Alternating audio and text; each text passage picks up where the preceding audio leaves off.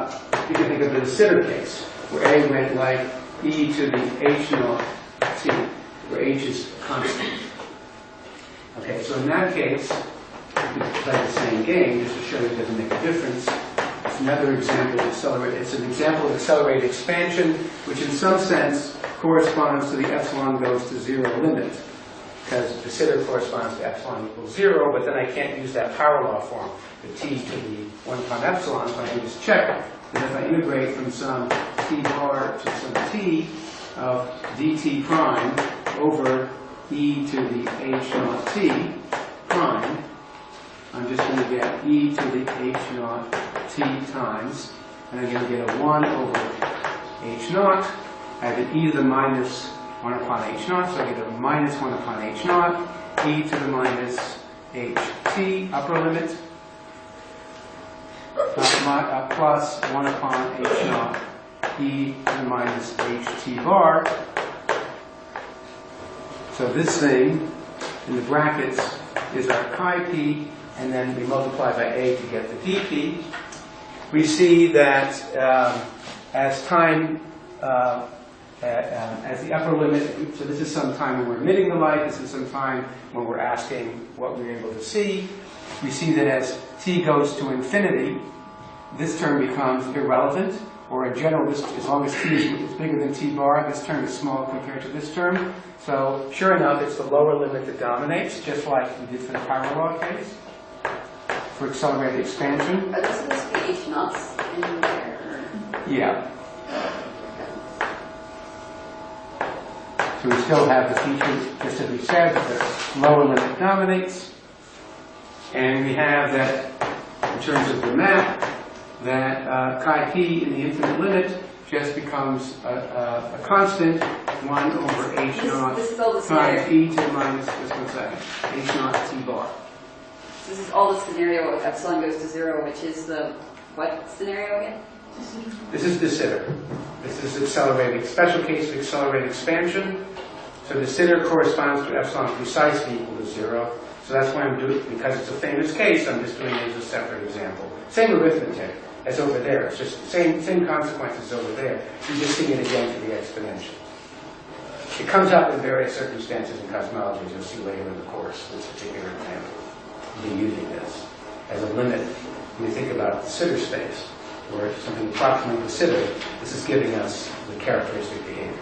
Yes, sir? If chi p is going to a constant, then why is it that like stuff will be exiting our horizon? Like wouldn't the same stuff always be visible to us?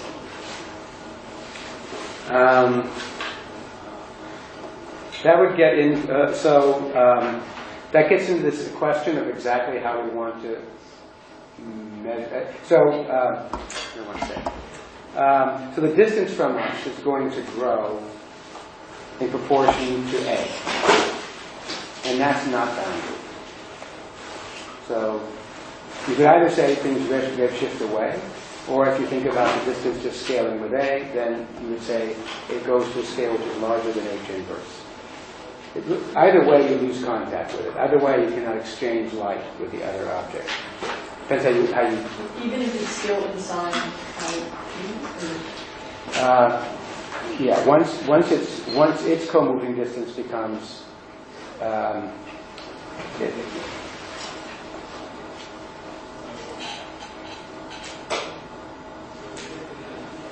trying to figure out how right. This is part of the tricky business about how I want to describe it. It's a little bit like saying, did my object fall into the black hole?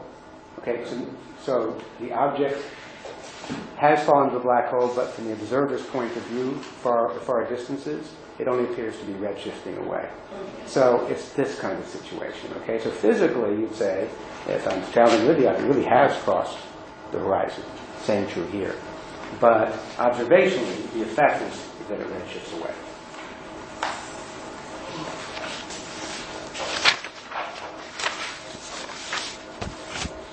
Okay, so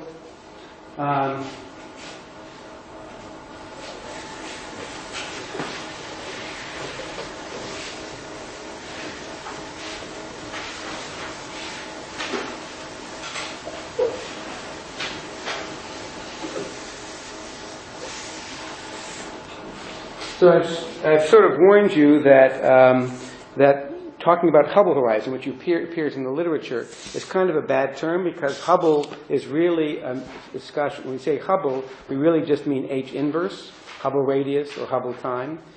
And that's not precisely the horizon either in decelerating or accelerating. It's approximately the horizon in causal horizon in decelerating, but not even necessarily close in accelerating universe. Nevertheless, H inverse is an important dynamical time because it's telling us something about the expansion rate. It's telling us that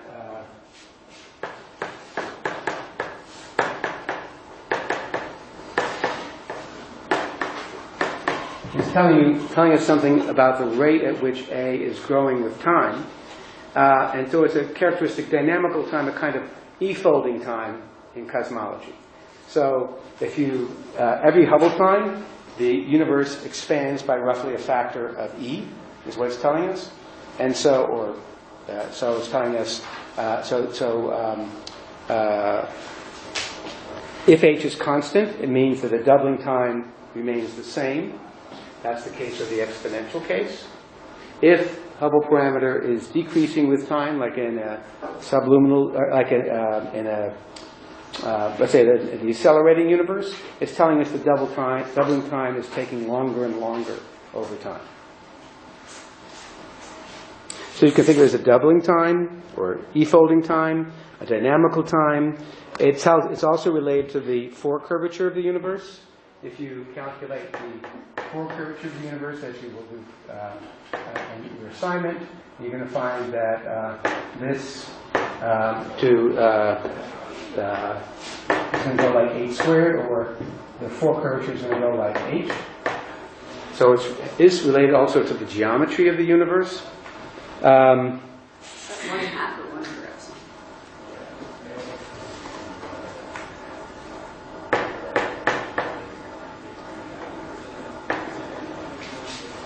direction. And it also determines a typical scale. The Hubble distance is also important. It tells us a typical scale when relativistic effects general relativistic effects become important. And relativistic effects become important. So that is to say, if we're measuring the universe on distance scales which are small compared to the Hubble radius, then the kind of Newtonian approximation we were doing for matter, if the universe is matter dominated, turns out to be a good approximation. You can think of distance and clocks as being ordinary distance and clocks.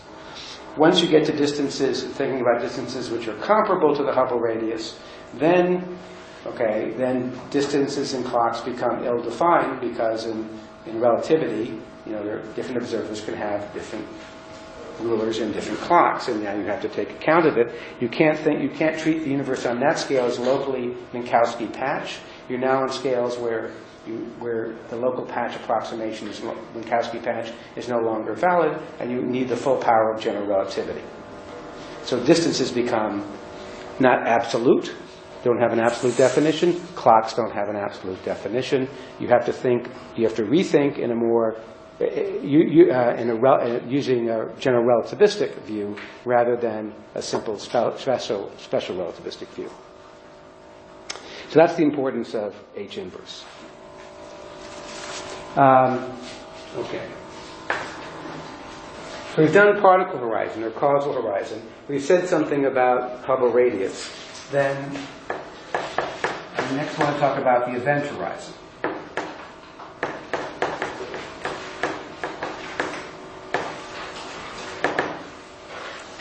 So the event horizon is kind of the complement to the particle horizon, the causal horizon. The causal horizon was, I can go back in time and I can launch a light ray, and I can ask how far it travels, or equivalently, how far I can see today of the past. The event horizon is something happens today, and I want to know what it can affect in the future. So it's the set of points